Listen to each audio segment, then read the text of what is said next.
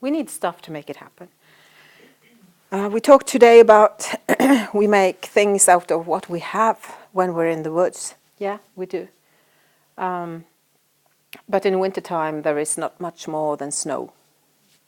So we have to do things, and we need some stuff. This is the hatching machine, obviously. This is a fishing pole for ice fishing in the winter. So we do that if it is a really cold winter, just to be safe that the ice is thick enough.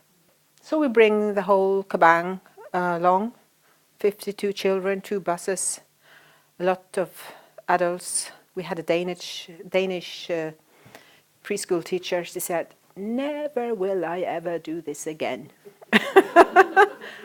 And we laughed and said, "Oh yeah, you will." So, and we use knives. The 3 years old, I think from 3 years, maybe they even tried it on the 2-year-olds.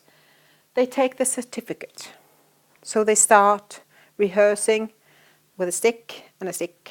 So just to make sure that they learn which way they use the knife. And then they go further to using a real knife. And as I said to you yesterday, a good knife is sharp.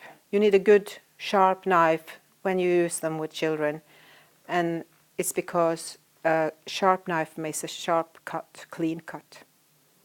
So it's better to have a clean cut, to have a itchy and scrubbly cut with an unsharp knife. And these knives are for children, so they have the peak is rounded. It's not sharp on the top, but it's very sharp on the edge. We have a light table so that we can study things. As you can see, we are not only outdoors, we are also indoors.